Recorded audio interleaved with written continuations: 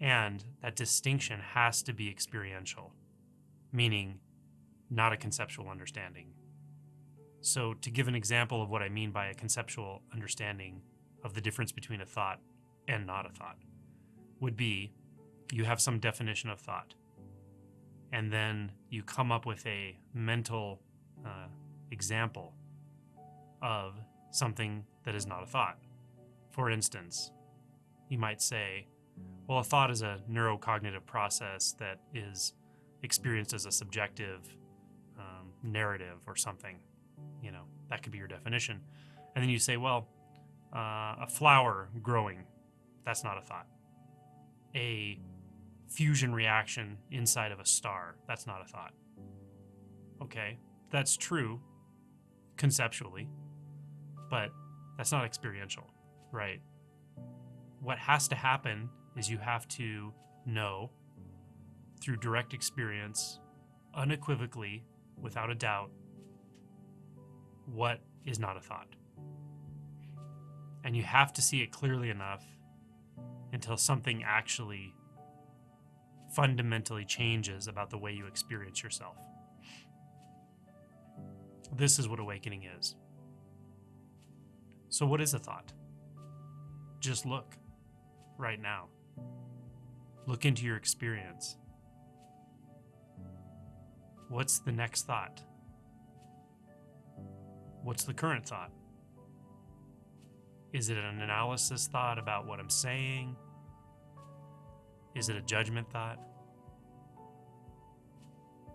Is it a thought that says, oh, this is interesting, it reminds me of XYZ? Is it a random thought? Are you suddenly thinking about your dog or cat or what you're going to do later on today? Whatever the thought is, just notice it. Notice there's a thought there. And what's intrinsic to this noticing is that the noticing itself, or what has the capacity to notice, isn't the thought per se, because it feels continuous. So it feels like there's something that's there all the time, even if a thought is there, and even if a thought is not there. Regardless of the content of thoughts, regardless of the narrative of thoughts, there's a certain kind of conscious substance that makes thoughts possible at all, that makes it possible for you to turn your attention inward,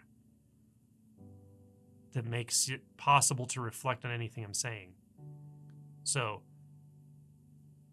when you notice that, when you start to notice that, you can simultaneously remain there experientially, or with your interest and attention and your alertness, and continue to notice any thought that might be arising. So that's kind of the first step.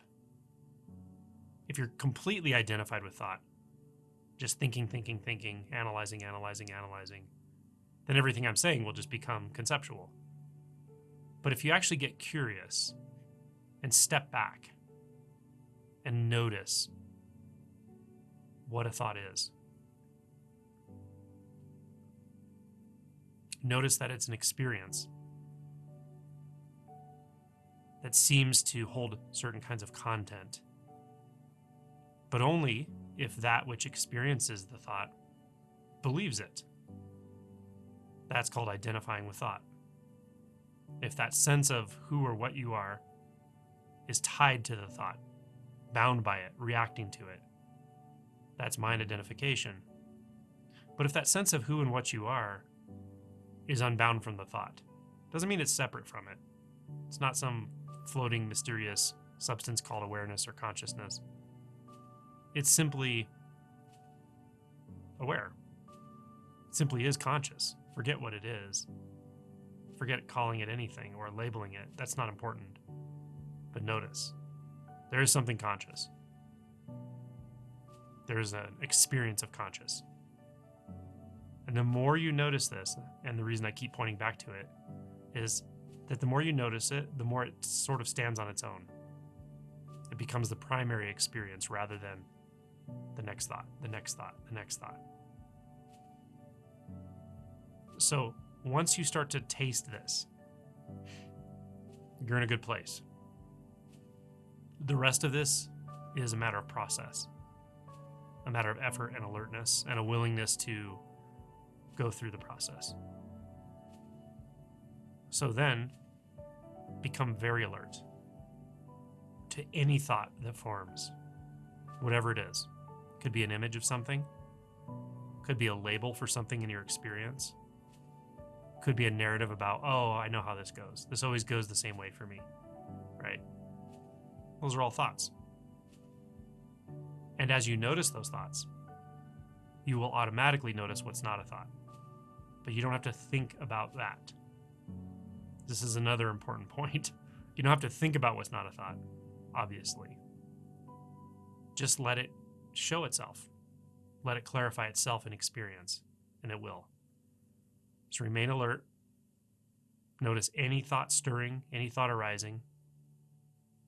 Maybe in your own voice, an internal narrative. Maybe sort of cognitive and vague, like it doesn't quite seem like a voice. Often, the more you're identified with thought, the less it sounds like a voice. As you disidentify, it starts to be like, oh, there's a narrative going, oh, yeah, I think this, I think that, I'm interested in this, I'm not interested in that, this guy's nuts, I like this, I don't like that, here's what I'm doing later. So the more you disidentify, the more it starts to actually be noticed to be extra, unnecessary experience, cognitive. That's good. It's good when you notice a thought as a thought. So just remain alert. You might start noticing this sort of unnameable presence just gets clearer and clearer. More primary, more simple. There's nothing to do. There's nowhere to look, nowhere to go.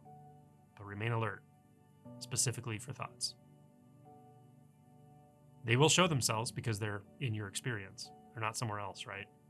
By definition. So just watch. And as soon as you notice a thought as a thought, then that's it. Disregard it.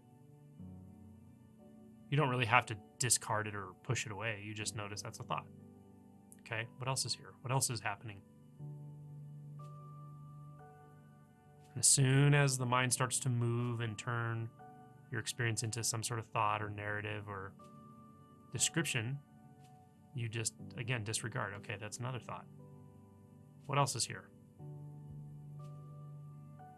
And what is not a thought will reveal itself. But again, the catch is don't think about what's not a thought. Don't analyze what's not a thought. That will bind you back into thought immediately. Rather, if an analysis starts, notice that's not what you are. That's just something that's happening right here. So analysis thoughts, judgment thoughts, wondering thoughts, wandering thoughts, image thoughts, visual images, all of it. Just disregard. What else is here? And then remain 100% alert to your immediate experience. That's really it. But discernment's important, alertness is important. And not giving yourself an escape route of wondering and judging and chatter of the mind. Don't give yourself that escape route. Because all you're doing is escaping from reality. Escaping back into the hypnosis of our own minds, our own thoughts. Don't be a willing participant in that. So that's how you distinguish a thought from what is not a thought.